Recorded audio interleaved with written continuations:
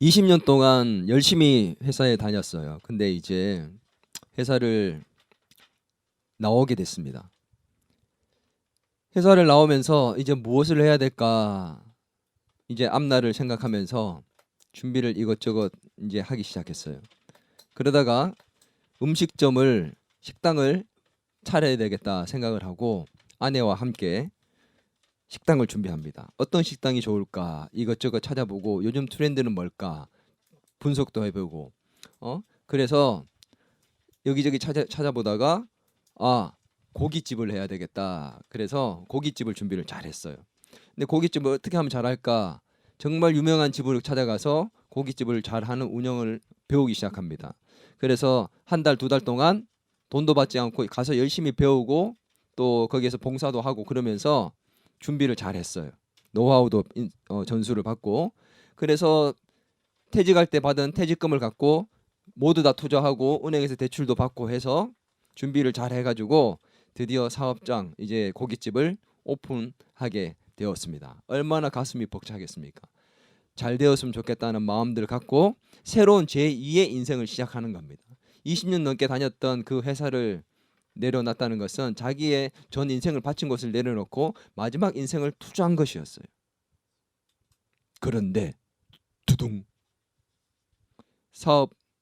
새로운 사업의 시작과 함께 시작된 것이 있습니다. 무엇일까요? 코로나가 함께 시작하였더라. 어땠을까요? 이야말로 인생의 쓰나미가 몰아친 거죠.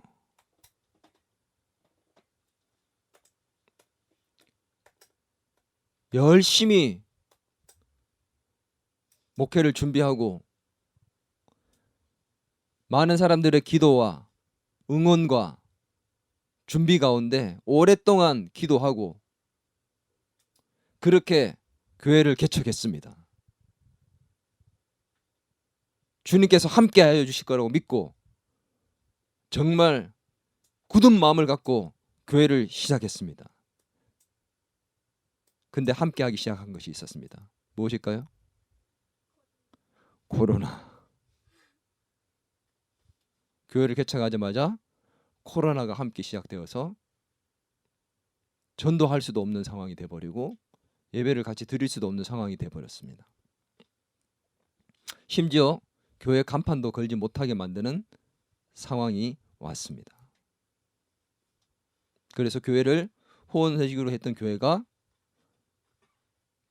후원을 해줘야 될지 말아야 될지에 대해서 고민하기 시작하는 상황까지 왔습니다. 폭풍이죠, 폭풍. 살다 보면 우리는 열심히 살고 열심히 준비하는데도 불구하고 우리의 열심과 상관없이 우리의 기도와 상관없이 우리의 신앙과 상관없이 이렇게 인생의 폭풍을 경험할 날이 우리에게는 누구에게나 찾아올 수 있다는 겁니다. 우리 더 기쁨의 가족들에게는 그런 인생의 폭풍이 오지 않았으면 좋겠지만 저의 바람과는 달리 우리 모두에게는 누구에게나 다 쓰나미와 같은 엄청난 우리의 인생의 폭풍이 몰아칠 수 있다는 겁니다.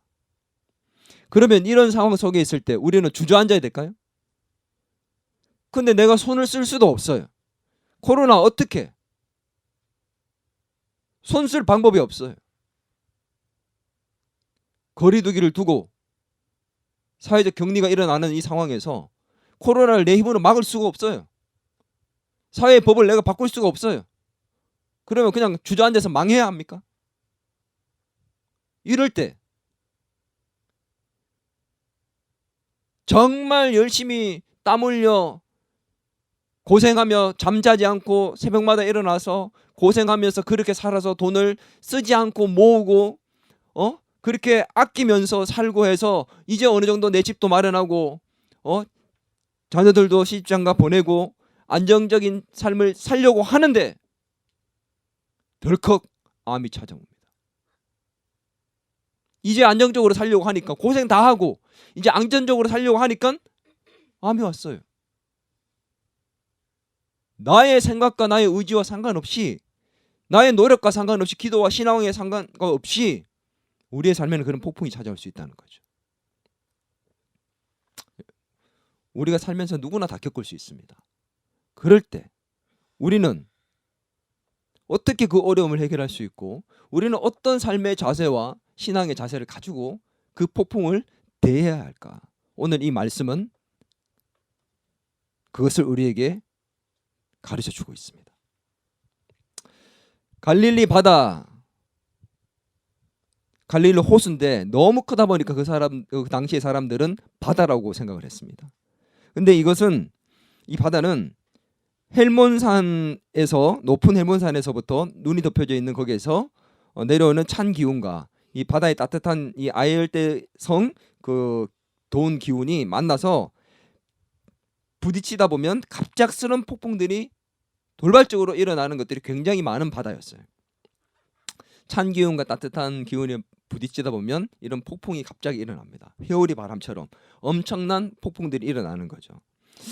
갑작스러운 폭풍을 늘 맞이했던 그 어부들, 늘 예상을 하고 있습니다. 언제든 폭풍이 일어날 수 있다. 우리 인생도 마찬가지예요. 언제든 우리에게도 이런 인생의 폭풍이 갑작스럽게 일어날 수 있다는 것을 예상하고 있어야 돼요. 내 인생은 늘 잘 풀리겠지, 내 인생은 예수님 잘 믿고 신앙생활 잘하고 있으니까, 내가 지금 특별히 문제가 없으니까 내일도 괜찮을 거고 모레도 괜찮을 거고 1년 뒤도 괜찮겠지, 더 좋아지겠지라고 생각하고 있다가 갑작스러운 폭풍을 만나면 어떻게 해야 될지를 몰라요.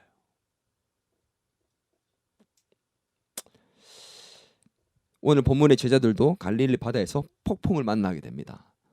작은 배를 타고 가다가 그 폭풍을 만났는데 이 폭풍은 엄청나게 큰 폭풍이었다. 37절에 큰 폭풍이었다 이렇게 나옵니다. 이 큰 폭풍 자, 제자들이 타고 갔던 배를 한번 볼까요? 어떤 배인지? 자, 영상을 통해서 한번 보여주겠습니다.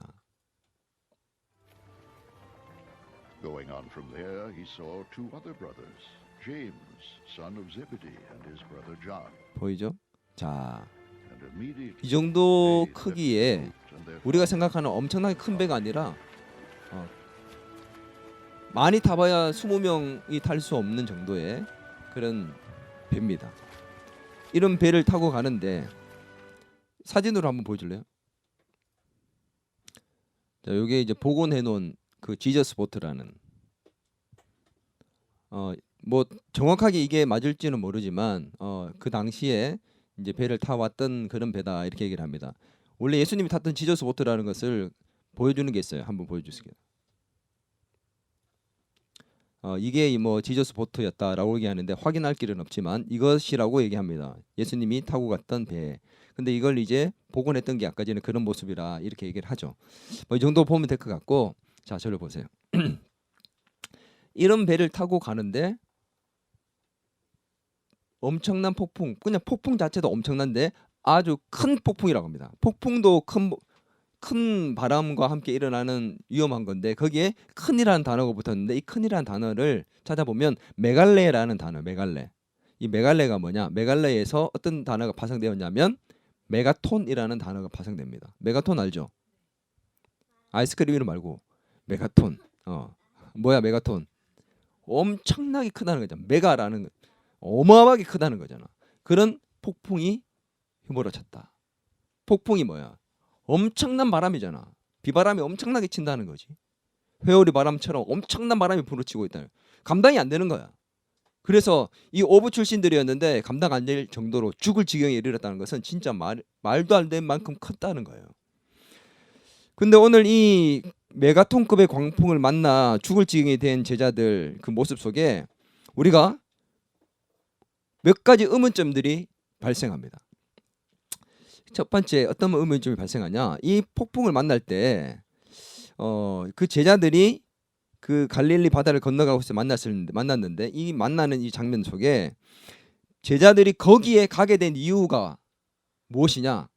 예수님께서 건너편으로 가자고 얘기해서 예수님이 명령하셨고 그 예수님의 명령을 따라서 제자들이 가게 됩니다. 35절 같이 읽겠습니다. 시작.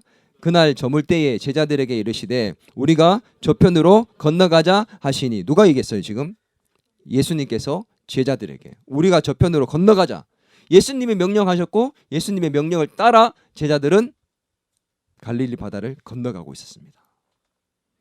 예수님의 명령에 순종하는 삶을 살면 어떻게 돼야 된다고 우리가 들었죠?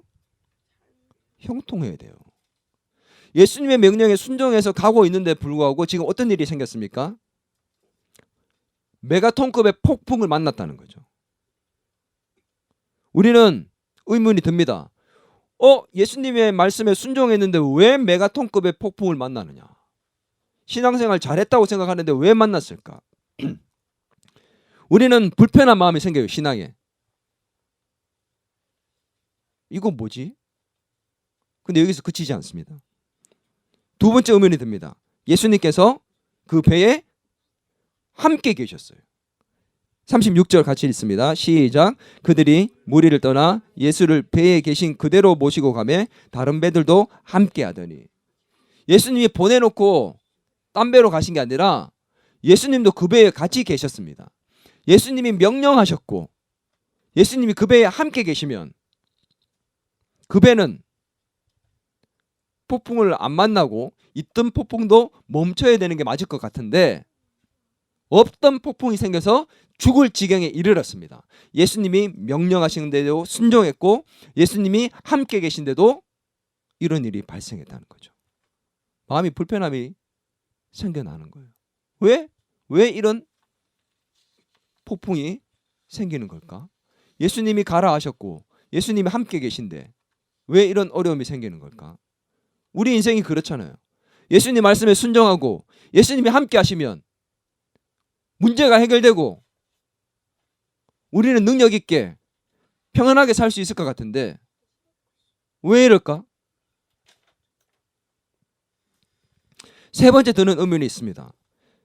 죽을 만큼 힘든 그 상황 속에서 폭풍 가운데서 제자들이 죽을 지경에 이르렀는데 예수님께서는 지금 뭐 하고 계셨어요? 주무시고 계셨어요. 38절 읽을까요? 예수께서는 고물에서 베개를 베고 주무시더니 제자들이 깨우며 이르되 선생님이여 우리가 죽게 된 것을 돌보지 아니하시나이까 하니. 지금 이거는 선생님 우리 죽게 됐어요. 좀 살려주세요. 이런 게 아니에요. 제자들이 예수님을 깨우는 이 장면 속에는 본문의 이 내용을 원문으로 찾아보면 원망과 불평이 담겨져 있는 것이라고 합니다. 아니 지금 우리를 이렇게 태워서 가자고 해서 순종해서 왔는데 이게 뭡니까 지금 우리 지금 죽게 됐어요. 근데 자고 있어요.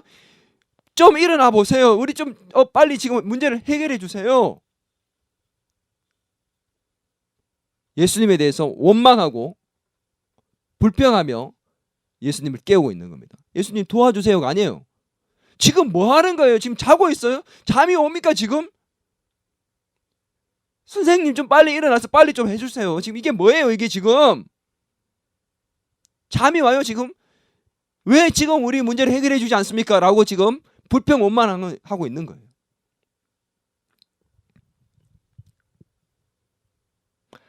말씀대로 순종하면서 주일날 가게를 열지 않고 일하지 않고 열심히 살았어요. 근데 사업이 망합니다.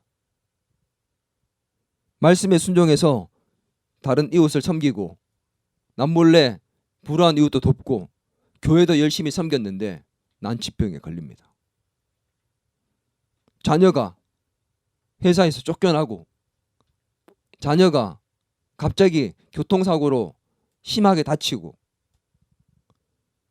우리 가운데 신앙생활을 잘하고 예수님 말씀에 순종하고 예수님 말씀과 늘 함께 하는데 그런 문제가 생겨요. 근데 문제는 더 큰 문제는 뭔지 아세요? 예수님이 잠잠히 우리의 문제에 관여하시지 않는 것처럼 느껴진다는 거지.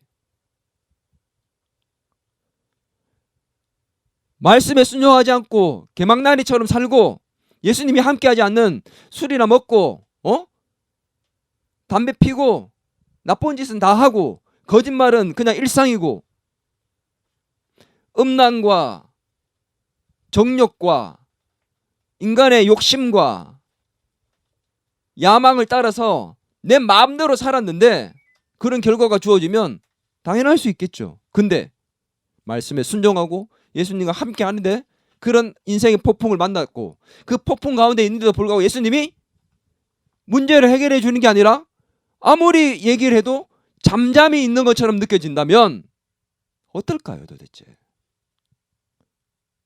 근데 우리 마음에는 의문이 듭니다. 왜? 왜 예수님은 가만히 계십니까? 왜 예수님은 잠자고 있는 것처럼 느껴집니까? 왜 예수님은 살아계시지 않는 것 같이 느껴집니까? 왜 주무시고 있는 것처럼 느껴지고 왜 내 문제를 해결해 주지 않습니까? 없는 건가요, 하나님?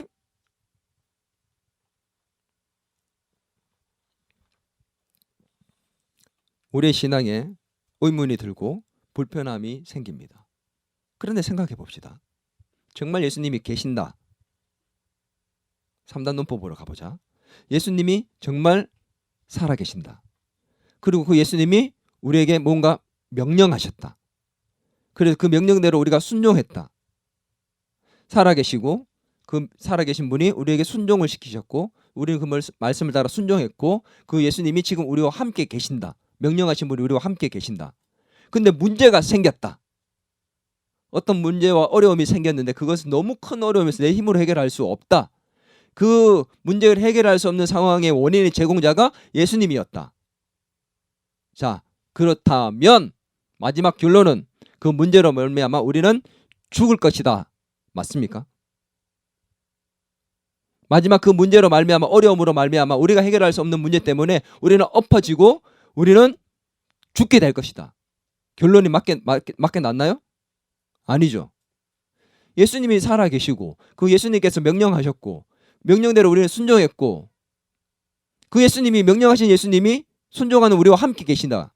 그런데 문제가 발생했다. 그렇다면 그 문제를 예수님이 어떻게 하실 거예요? 해결해 주시겠죠. 그리고 그 문제를 주신 이유가 있다라는 겁니다. 의도가 있다는 겁니다. 그 문제가 허락된 이유와 의도가 분명히 있다는 거죠. 예수님께서 제자들을 가라고 했고 그 가운데 폭풍이 생겼다면 거기에는 반드시 예수님이 의도하신 바가 있다는 겁니다. 그 의도하신 바가 뭐냐? 40절을 같이 한번 읽어보겠습니다. 시작. 이에 제자들에게 이르시되 어찌하여 이렇게 무서워하느냐? 너희가 어찌 믿음이 없느냐 하시니. 무서워한다고 지금 예수님 뭐 하냐면은 야단치고 계세요. 꾸짖고 계세요. 한번 보세요. 폭풍이 메가톤급으로 쳐가지고 배의 바닥을 치면서 물이 들어오고 물이 안으로 들어와서 배가 잠길 것처럼 보이고 뒤집힐 것처럼 보이는 엄청난 상황에 있습니다. 무서워하는 게 당연해요, 안 해요? 당연합니다. 당연한데 그걸 혼내고 있어요. 왜 무서워하느냐? 아니 뭐 답답한 사람이네 지금 상황을 보세요. 이거 무서워하지 않겠어요? 지금 됐어요. 지금 잠이나 자고 지금 당신 일어나서 지금 하는 게 뭐예요? 지금 이게 당연한 거예요. 지금 이 상황이. 근데 예수님이 꾸짖었어요. 근데 그 다음이 중요한. 봐봐. 뭐라고 얘기하셨냐면 어찌하여 이렇게 무서워하느냐라고 끝내는 게 아니라 그 다음에 뭐라고 말을 덧붙입니까? 너희가 어찌 믿음이 없느냐. 폭풍을 보고 무서워하는 게 중요한 게 아니라 너희가 왜 믿음이 없느냐라고 꾸짖고 있다는 거죠. 오늘 이게 중요합니다. 어찌 믿음이 없냐? 왜 믿음이 없느냐? 부족한 믿음에 대해서. 이건 믿음이 아예 없는 게 아니라 부족하다는 걸 얘기하는 거거든. 왜 너희의 믿음이 부족하냐? 이 원어로 보면 이렇게 됩니다. 왜 아직도 믿지 못하느냐? 이렇게 나옵니다. 왜 아직도 믿지 못하느냐? 왜 너에게 아직도 이렇게 믿음이 부족하냐? 이렇게 묻고 있습니다. 제자들은 오부예요. 자기의 노하우를 가지고 이 폭풍을 이때까지 이겨내는 것처럼 이겨내보려고 열심히 노력했습니다. 근데 도저히 이겨낼 수 있는 그런 정도의 감당이 안 되는 폭풍이었어요. 무서웠습니다. 어떤 무서움이요? 메가톤급의 폭풍 앞에서 자기들은 이 큰 무서움은 메가톤급의 두려움이라고 합니다. 원어적으로 메가톤급의 폭풍 앞에서 메가톤급의 두려움이 그들에게 엄습했습니다. 죽겠다. 진짜 이러다 우리가 죽구나라는, 이러다 내가 죽게 되는 거라는 것을 느꼈다는 겁니다. 죽음의 위기를 느꼈다는 거죠. 두려움이 당연한데 그 두려움에 대해서 얘기하셨습니다. 근데 그 두려움이 아니라 믿음에 대해서 얘기하는 거였습니다. 근데 이런 죽음을 직감하는 두려움 속에 있는 제자들과 달리 예수님은 지금 상태가 어떤 상태? 극과 극이에요. 예수님 지금 뭐 하고 계세요? 주무시고 계세요. 아니 아무리 피곤해도 비바람이 치고 물이 들어오고 배가 그렇게 출렁이고 뒤집을 것 같은데 잠을 잔다? 뭐 수면제 먹은 것도 아니고 이게 가당이나 한 얘기입니까? 어떻게 이렇게 잘 수 있을까? 이렇게 자는 것을 한번 보세요. 저는 이걸 보니까 메가톤급의 평안함이야. 이건 그렇지 않고도 이렇게 이 상황에서 잘 수가 없어. 근데 예수님이 폭풍이 일어날 것을 알았을까요? 몰랐을까요? 알았어요. 그리고 폭풍이 일어나고 있는 것도 알았을까요? 몰랐을까요? 분명히 아셨을 거예요. 성경이 침묵하지만 우리는 알 수 있습니다. 근데 주무시고 계셨어요. 메가톤급의 평안함으로 주무시고 계셨습니다. 왜 이런 극과 극의 대조되는 상황이 마가를 통해서 우리에게 보여질까요? 제자들은 죽음의 위협을 느끼는 두려운 상황에 빠졌고 이들은 그렇게 겁에 질렸습니다. 근데 예수님은 세상이 줄 수 없는 평안함. 시몬스 미안합니다. 그 평안함 속에서 지금 시몬 침대에서 자는 것처럼 자고 있어요 지금. 저는 이걸 보니까 아까 전에 뭐라고 얘기했죠? 메가톤급의 평안함. 이걸 다른 말로 얘기하면 뭔 줄 압니까? 하나님 나라가 임해 있다. 예수님에게는 지금 이 폭풍 가운데서 하나님 나라가 그에게 있었습니다. 무엇이 이런 차이를 만들었느냐? 제자들과 예수님 똑같은 폭풍 속에서 무엇이 이런 차이를 만들었느냐? 그것은 믿음이었습니다. 믿음이 문제였다는 거죠. 폭풍이 문제가 아니라 믿음이 문제였다는 겁니다. 어떤 믿음을 말씀하시는 걸까? 제자들에게 어떤 믿음이 부족하다고 얘기하셨던 걸까? 예수님이 말씀하신 그 믿음, 부족했다고 얘기했던 그 믿음, 예수님과 제자들에게 그 차이를 만들었던 그 믿음, 이게 중요한 겁니다. 오늘 어떤 믿음이냐? 예수님이 말씀하신 것, 폭풍을 잠잠하게 만들 수 있는 믿음, 기적을 행할 수 있는 믿음. 예수님께서 말씀하신 믿음이 이 기적을 내가 베풀어서 폭풍을 잠잠하게 할 수 있다는 걸 너 못 믿어? 내가 어떤 사람인지 못 봤어? 이때까지? 내가 가르치는 거 못 들었어? 내가 이 기적을 일으킬 수 있는 사람인데 왜 못 믿어? 이걸 얘기하는 게 아니에요.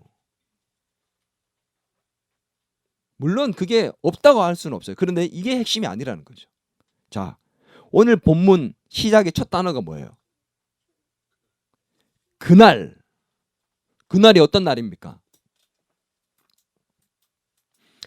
그날 폭풍이 일어났습니다. 이 그날이 어떤 날이에요?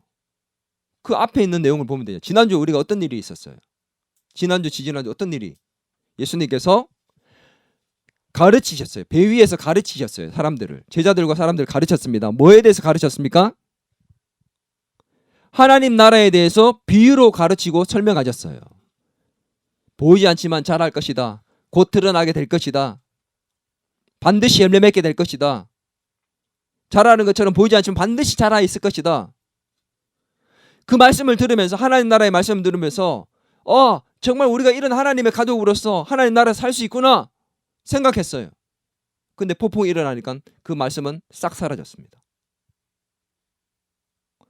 그날 이 말씀을 전하시고 난 다음에 예수님은 보세요.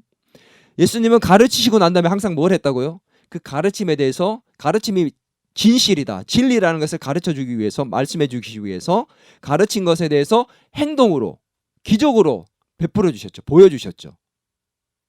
이전에도 권위 있는 말씀을 가르치시고 귀신을 내쫓는 걸 통해서 내 말이 진짜 권위가 있고 진리라는 것을 증명하신 것처럼 오늘 네 가지의 이 비유를 설명하신 이후에 예수님은 오늘 마가복음 4장 35절부터 시작해서 5장까지 네 가지의 비유 이후에 하나님 나라의 비유 이후에 네 가지의 기적을 보여주십니다. 자, 네 가지의 기적이 뭐냐? 한번 띄워주세요. 보세요. 마가복음 4장 35절에서 41절에서 폭풍을 잠잠케 하시는 기적이 나타납니다. 이 폭풍이 뭐예요? 의미가 자연을 다스리시는 예수님, 물질 세계를 다스리시는 예수님. 마가복음 그다음에 5장 1절에서 20절 바로 이어서 군대 귀신을 쫓아내는 기적을 베푸십니다. 마귀를 다스리시는 예수님, 귀신의 세계, 영적 세계를 다스리시는 분. 마가복음 5장 25절에서 34절 혈루증 여인을 치유라 하십니다. 이건 뭐예요? 질병을 다스리시는 예수님, 우리의 육체를 주관하시는 분. 마가복음 5장 35절에서 45절 회당장의 죽은 딸을 살리십니다. 뭘 다스리십니까? 죽음을 다스리시는 분. 인간의 절대 한계인 그 죽음까지도 다스리시는 분. 자연, 이 만물, 물질 세계와 마귀, 영적 세계와 우리의 육체적 질병을 다스리시고 죽음까지도 다스리시는 분. 이게 어떤 분이에요? 딱 보니까 누구예요 이게? 하나님이에요. 예수님이 이 네 가지의 비유 이후에 네 가지의 기적을 통해서 뭐라고요? 내가 하나님 나라에 대해서 너희들이 얘기했는데 그 하나님 나라를 통치하고 하나님 나라를 다스리는 왕, 진정한 왕, 그 하나님 나라의 통치자인 하나님이 바로 나 예수 그리스도다. 나다 나. 이걸 지금 뭘 통해서 보여준다고요? 이 네 가지의 기적을 통해서 나타내고 보여주시고 싶었던 것입니다. 그 중에 한 가지가 바로 오늘 폭풍을 잠잠케 하시는 자연을 다스리시는 예수님. 내가 이 폭풍까지도 잠재울 수 있는 하나님이다.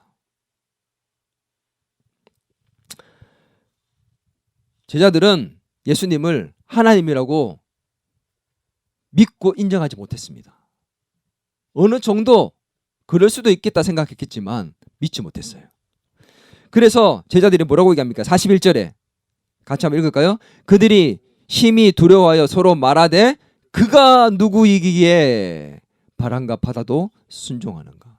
지금 몰라요. 지금 예수님이 하나님이라는 것은 몰라.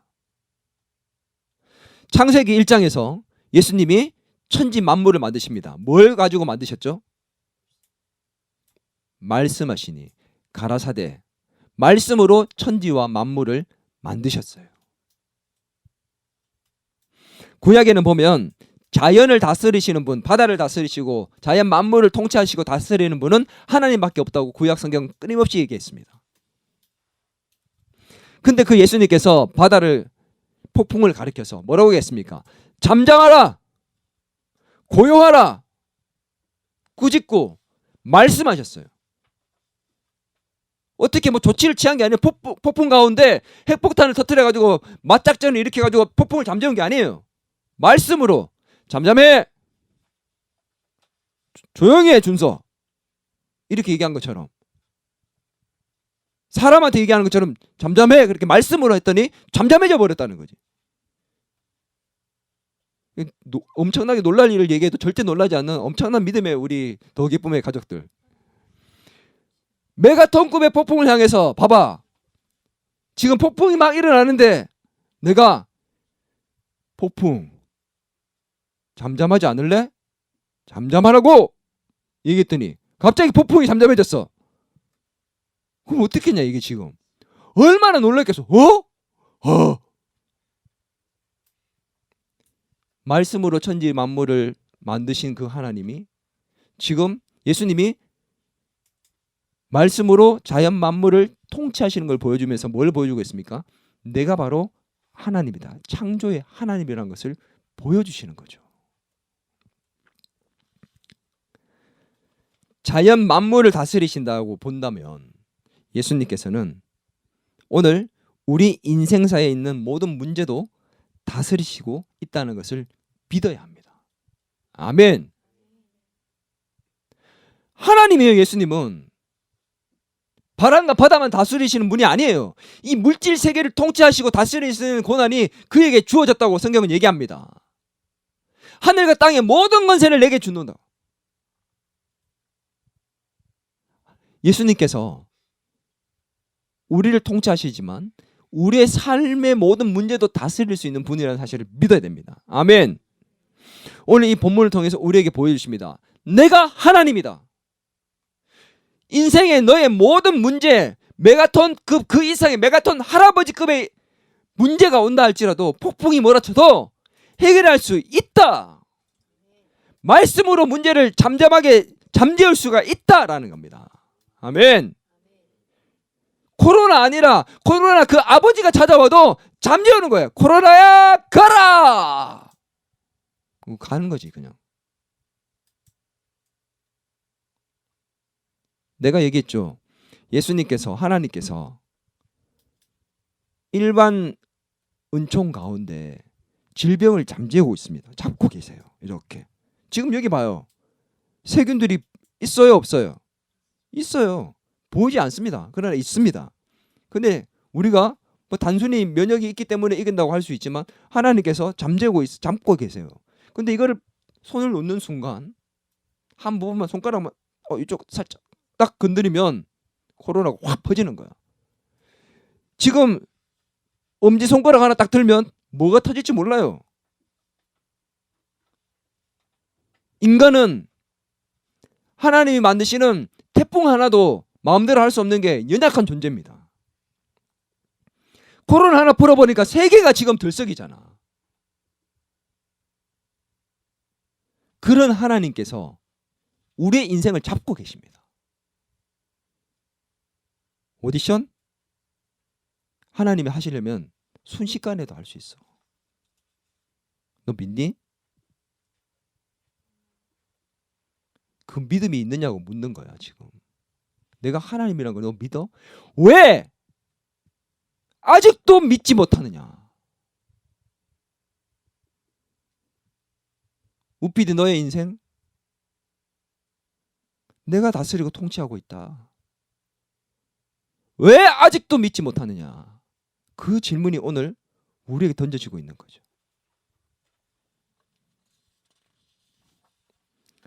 뿐만 아닙니다. 예수님이 하나님이라는 사실을 믿는 그 믿음에 대해서도 얘기했지만 마가복음은 전체적으로 마가가 예수님이 누구신가에 대한 질문을 끊임없이 던지고 있거든요. 근데 이 마가가 그 질문을 던지면서 끊임없이 하는 말이 뭐냐? 예수님은 이스라엘 백성들이 그토록 기다렸던 하나님 나라를 이 땅에 가지고 오시는 메시아다. 그걸 처음부터 얘기했어요. 예수는 그리스도 하나님의 아들. 예수 그리스도 하나님의 아들 예수 그리스도. 처음부터 그것을 얘기하면서 끌고 왔습니다. 그렇게 해서 이렇게 얘기합니다. 로마의 핍박과 압제로 힘들어하는 그리스도인들에게 마가는 이렇게 얘기하는 것 같습니다. 여러분이 그토록 기다렸던 메시아, 그분이 바로 예수님입니다. 그 예수님께서 하나님 나라를 이 땅에 가지고 오셨어요. 폭풍을 잠잠하게 만들고 귀신을 내쫓고 병든 자를 치유하고 죽은 자를 살리시는 그분, 그 모습을 보세요. 그게 누굽니까? 그 하나님이에요. 네 가지의 기적을 통해서 지금 마가가 뭐라고 얘기하느냐? 보세요. 하나님 나라에 대해서 가르쳤던 그분이 지금 증명하고 있잖아요. 인간의 대표적인 모든 것들, 갑작스러운 위기, 물질 세계의 위기, 마귀로부터 눌려있는 모든 것들을 자유케 하는 것, 우리의 질병, 우리의 죽음까지도 다스리는 분, 그게 누굽니까? 하나님이에요. 그게 바로 예수님이었습니다. 그 예수님이 하나님이라는 겁니다. 지금 마가가 얘기하고 있어요. 누구한테요? 그 당시의 그리스도인들과 오늘 저와 여러분에게.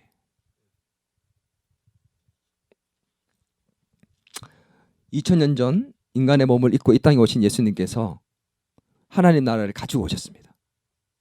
그 하나님 나라는 메가톤급의 폭풍 가운데 있는 우리에게도 임할 수 있을 줄 믿습니다. 아멘.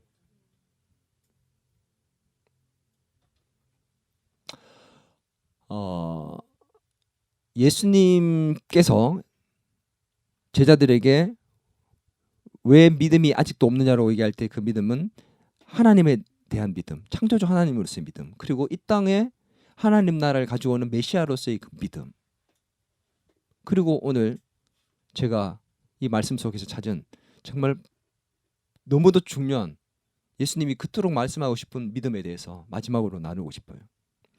3일교회 송태근 목사님께서 이 말씀 속에서 해석을 해낸 그 믿음에 대해서 제가 말씀을 들으면서 또 말씀을 연구하는 과정 가운데 너무도 정말 동의할 수밖에 없고 너무도 중요한 메시지를 전해 듣게 들었습니다.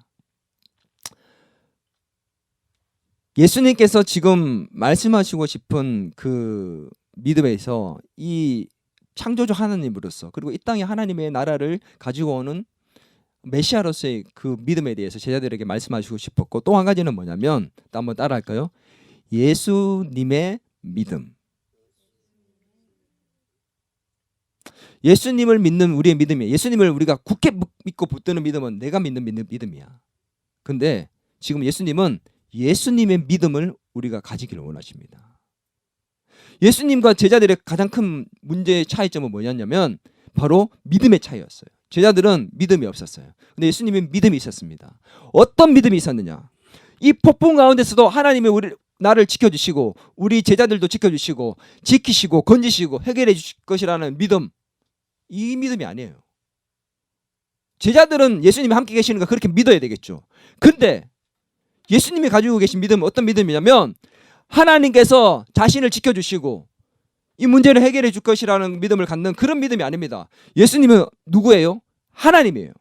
그래서 예수님이 가지신 믿음은 어떤 믿음이냐면 주권자로서의 믿음입니다. 한번 따라할까요? 주권자로서의 믿음. 예수님은 자연을 만들고 통치하시는 주권자입니다. 주권자로서의 믿음이 있기 때문에 흔들리지 않는 편안함이 있는 겁니다. 하나님 나라가 그 안에 임할 수 있는 것입니다.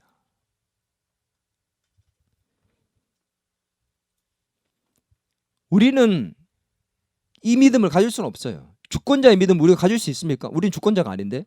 그럼 어떻게 해야 되느냐? 예수님이 이걸 원하신다고 하잖아요. 이게 도대체 뭔 말인가 싶어요. 주권자의 믿음 우리는 가질 수 없는데 어떻게 우리에게 요구하시냐는 거지. 왜 요구하시냐는 거지. 가질 수 없는 거잖아. 우린 주권자가 아니잖아. 이게 무슨 말일까? 이거는 예수님께서 너희가 그 작은 너희의 믿음으로, 우리가 믿음이 아무리 커져봐야 얼마나 커지겠어요. 근데 우리는 어리석게도 우리의 믿음으로 살려 합니다. 우리 힘으로 살려 합니다. 내 작은 믿음으로 어떻게 버텨보려 합니다. 그래서 그렇게 살다 보면 메가톤급을 만나면 어지없이 무너져요. 그래서 예수님이 얘기합니다. 네 믿음으로 살려고 하지 말고 내 믿음으로 살려고 해라. 어떻게 해요? 나를 네 안에 넣으면 되잖아. 내가 네 안에 들어가서 내 믿음으로 널 살게끔 만들어라. 이해가 됩니까? 이거 너무 중요하고 어렵지만 너무너무 중요한 거예요. 너의 작은 믿음으로 바둥바둥 살려고 하지 마라. 문제가 있을 때만 나를 찾고, 폭풍이 무너뜨리니까 나를 찾고, 그 폭풍이 너무 크니까 무너지고 죽겠다고 얘기하고, 내가 네 안에 들어갈게. 너의 마음의 왕자에 나를 모셔라. 내가 네 인생의 주인이 되어 내 믿음으로 살렴. 그래서 요한계시록 3장 20절에서 말씀하셨습니다. 한번 따라할까요? 같이 읽을까요? 시작. 볼지어다 내가 문 밖에 서서 두드리노니 누구든지 내 음성을 듣고 문을 열면 내가 그에게로 들어가 그와 더불어 먹고 그는 나와 더불어 먹으리라. 우리는 흔히 이 말씀을 불신자가 마음의 문을 열고 예수 그리스도를 영접하는 것으로 생각하고 있습니다. 근데 이 말씀은 라오디게아 교회를 향한 말씀이었습니다. 교인들을 향한 말씀, 그리스도인들을 향한 말씀이었어요. 그리스도인들이 여전히 잡든지 덮든지 해야 되는데 미지근한 신앙 가운데 살고 있을 때 그렇게 살 게 아니라 문을 열고 예수 그리스도를 너의 왕자에 모시고 삶의 주인으로 모시고 정말 뜨겁게 살라고 지금 얘기하고 계신 겁니다. 내 믿음이 아닌 내가 의지적으로 믿는 믿음, 그것도 중요하죠. 근데 그 믿음은 너무 약해요. 언제든 무너질 수 있습니다. 그런데 내 안에 예수님이 내 삶의 주인으로 들어오신다면, 그 예수님의 믿음으로 산다면 우리는 어떤 메가톤급의 폭풍 가운데서도 흔들리지 않는 평안함으로 내 가운데 임한 하나님의 나라를 경험할 수 있는 것입니다. 아멘. 오늘 제자들은 이 믿음이 부족했던 겁니다. 예수님은 이 믿음을 우리에게 요구하고 계십니다. 메가톤급의 폭풍 속에서도 하나님의 나라를 경험할 수 있는 믿음. 예수님의 말씀 한마디로 폭풍은 잠잠해졌습니다. 어떻게 해요? 39절 보세요. 아주 잔잔해졌다. 이 아주는 메가톤급으로 잔잔해져 버렸대요. 그렇게 나를 죽일 것 같이 죽음을 위협하는 것을 경험했던 그들에게 순식간에 말씀 한마디로 폭풍이 잠재워져 버립니다. 주권자이신 예수님, 만물을 다스리신 그 예수님, 우리의 인생사의 모든 문제를 분명히 해결할 수 있는데 우리는 그 믿음이 없어요. 하나님에 대한 믿음이 없고, 내 삶에 하나님 나라를 가지고 올 수 있다는 그 메시아에 대한 믿음이 없고, 예수 그리스도의 나의 삶의 주인으로 모셔서 예수님의 믿음으로 이겨낼 수 있는 그런 믿음이 없다는 말이에요.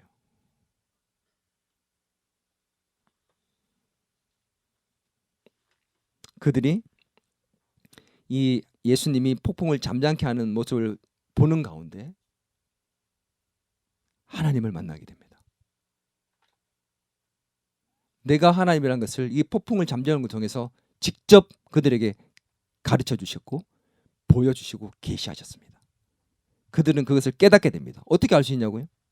오늘 41절 같이 한번 읽을까요? 시작. 그들이 심히 두려워하여 서로 말하되 그가 누구에게 바람과 바다도 순종하는가 하였더라. 지금 이거는 깨달았다는 거예요? 못 깨달았다는 거예요?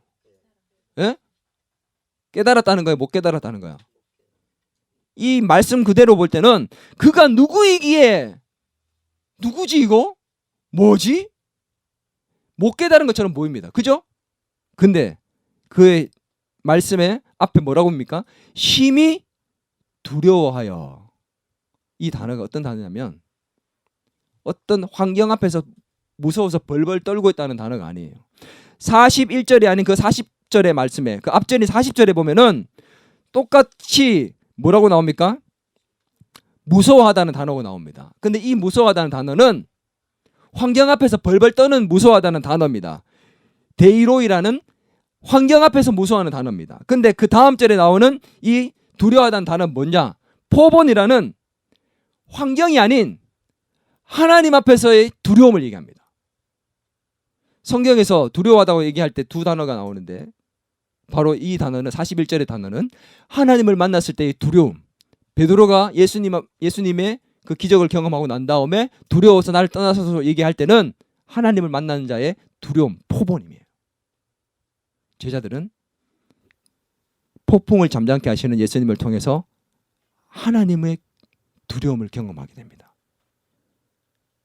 이거 누구지? 이거 누구야? 이게 아니라 몰라서가 아니라 이분이 정말 하나님인가 보다. 하나님에 대한 두려움 앞에 서게 됐다. 하나님을 알게 되고 깨닫게 됐다는 겁니다. 우리의 삶에 내 힘으로 절대 되지 않을 일들이 내 눈앞에 있는데 어떻게 할지 몰라서 방황하고 있는데 그게 기적처럼 해결되면 하나님이 하셨다고 고백할 수밖에 없는 겁니다. 뛰어넘을 수 없는 산과 같은 오디션, 회사 입사, 대학교 입학, 질병의 문제, 사업장의 문제, 경제적인 문제와 죽음까지도, 죽음의 문턱 앞에 서 있는 모든 문제까지 내 힘으로 해결할 수 없는 것을 하나님이 해결하실 때 우리는 하나님을 경험할 수밖에 없는 거죠. 오늘 이 말씀 속에서 우리는 내가 하나님을 누구로 인정하고 있는지, 나에게 하나님은 어떤 분인지 우리는 돌아볼 수 있어야 됩니다. 여러분, 지금 폭풍 가운데 혹시 임하고 있습니까? 내게 폭풍이 몰아올 것처럼 느껴집니까? 그럼 우리는 제자들에게 얘기하셨던 그 예수님의 음성을 들어야 됩니다. 너희가 어찌 믿음이 없느냐. 오늘 이 본문 말씀을 보세요. 그가 누구에게 바람과 바다도 순종하는가라고 결론 짓습니다. 마가는 오늘 마지막 41절 이 결론을 깔끔하게 짓지 않고 열린 질문으로 마무리 짓고 있습니다. 그가 누구이기에? 왜 그럴까요? 마가는 이 마가복음을 듣는 읽는 모든 사람들이 이 질문 앞에서 스스로가 답하기를 원하고 있습니다. 당시의 그리스도인들뿐만 아니라 오늘 저와 여러분 모두에게 묻고 있습니다.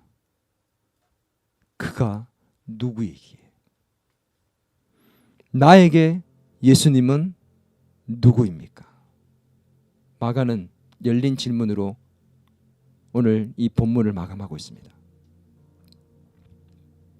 사랑하는 더 기쁨의 가족 여러분, 나의 믿음은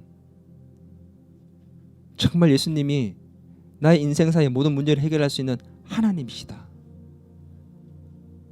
부족한 믿음입니까? 그렇지 않습니까? 어떤 폭풍 속에서도 하나님 나라를 경험하고 그 평안함을 유지할 수 있는, 메가톤급의 평안함을 유지할 수 있는 그런 믿음을 소유하고 있습니까? 나는 예수님을 내 삶의 주인으로 모시고 예수님의 믿음으로 살고 있습니까? 나는 도대체 예수님을 누구라고 고백하며 살고 있습니까? 오늘 성경은 우리에게 묻습니다. 그가 누구이기에?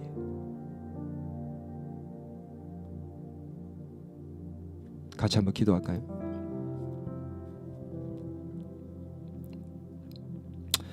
이 시간에 같이 한번 기도했으면 좋겠습니다. 인생의 폭풍 앞에서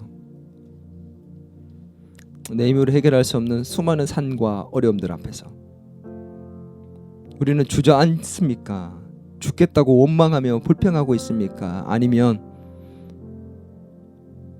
이 문제를 허락하셨다면 하나님의 뜻하신 바가 있다고 생각하며 그 뜻을 찾아가며 창조주 하나님 앞에서 해결해 주실 것을 믿고 하나님 나라를 경하는 평안함 가운데 이 문제를 대하고 있습니까? 오늘 이 시간 같이 기도했으면 좋겠습니다. 주님, 내 삶의 어려움과 문제 앞에서 예수 그리스도를 향한 그 믿음, 주님께서 우리에게 원하시는 그 믿음을 가진 사람이 되게 도와주옵소서. 예수 그리스도가 참으로 하나님이심을 믿고 나의 삶에 하나님 나라를 가지고 오시는 분으로서 그 어려움 상황 속에서도 하나님 나라를 경험할 수 있게 하시고 예수님의 믿음을 가지고 이 문제를 대하며 예수님께서 해결하시고 풀어가실 것을 믿는 믿음 가운데서 하나님 나라를 경험할 수 있는 믿음의 사람들이 되게 도와달라고. 주님, 우리는 믿음이 부족합니다.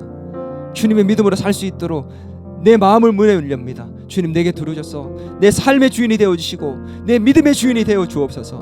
우리 이 시간 같이 한번 합심하여 기도하며 주님께 나아가겠습니다. 기도합니다. 오 하나님 아버지, 오 하나님 아버지, 우리는 연약합니다. 우리는 부족합니다. 어찌하여 믿음이 없는 자가 물으시는 그 예수님의 제자들을 향한 질문이 오늘 저와 우리 더 기쁨의 교회 모든 식구들에게 들려오는 음성인 줄 믿습니다. 주님, 우리는 주님을 누구라고 고백하며 살고 있습니까? 내 입술의 고백이 아니라 내 삶의 고백은 예수 그리스도를 누구라고 고백하고 있습니까? 어려움 앞에서, 인생의 폭풍 앞에서 우리는 어떤 삶의 자세와 태도를 가지고 또 예수 그리스도를 향한 어떤 자세와 태도를 가지고 살아가고 있습니까? 주님, 우리는 믿음이 부족합니다. 연약합니다. 우리에게 믿음을 허락하여 주옵소서.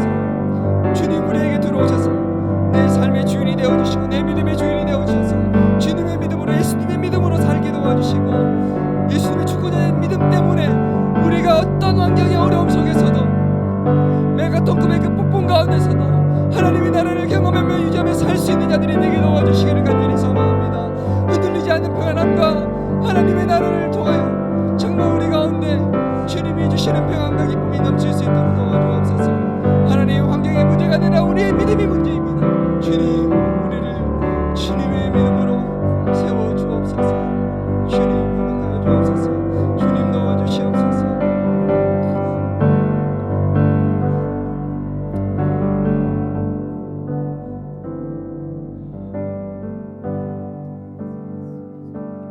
하나님의 사랑을 사모하는 자, 하나님의 평안을 바라보는 자, 너의 모든 것 창조하신 우리 주님이 너를 얼마나 사랑하시는지 하나님께 찬양과 경배하는 자, 하나님의 선하심을 닮아가는 자, 너의 모든 것 창조하신 우리 주님이 너를 자녀 삼으셨네.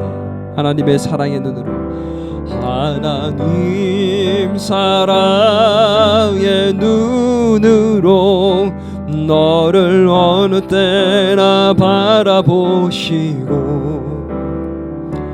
하나님 인자한 귀로서 어느 나 너에게 기울이시니 어두움에 밝은 빛을 비춰주시고 너의 작은 신음에도 응답하시니 너는 어느 곳에 있든지 주를 향하고 주만 바라볼지라. 예수님, 주님과 함께하지만 우리의 인생에 폭풍이 몰아칠 수 있습니다. 그러나 그 폭풍의 결과가 안전하다는 것을 믿을 수 있는 믿음을 우리에게 허락하여 주옵소서. 어떤 폭풍이 몰아쳐도 주님과 함께하고 있다면 안전하다는 그 사실을 믿게 도와주옵소서. 지금은 폭풍이 몰아치지만 반드시 잠재워지고 안전한 모습으로 우리가 살아나게 될 것이라는 것을 믿는 믿음이 우리에게 있기를 바랍니다. 창조주 하나님을 믿고 나의 삶에 하나님 나라를 가지고 오신 그 주님을 믿고 예수님의 믿음으로 주님이 우리의 주인 된 삶의 모습으로서 어떠한 인생의 폭풍 가운데서도 하나님 나라를 경험하며 살 수 있는 저와 우리 더 기쁨의 모든 가족들이 되게 도와 주시옵소서. 예수님의 이름으로 기도드리옵나이다. 이제는 우리 주 예수 그리스도의 은혜와 하나님 아버지의 크신 사랑과 성령님의 감화 감동 위로 교제 충만하심의 역사가 오늘 우리에게 예수님이 누군가를 묻고 있는 그 질문 앞에서 나의 창조주 하나님으로 고백하고 예수님의 믿음으로 살기를 소망하고 다짐하는 믿음 사람이 되기를 소망하는 하나님 나라를 경험하면 인생 되기를 소망하는 더 기쁨의 교회의 모든 가족과 교회 위에 이 나라와 이 민족 위에 이제로부터 영원토록 함께 하시길 간절히 축원하옵나이다.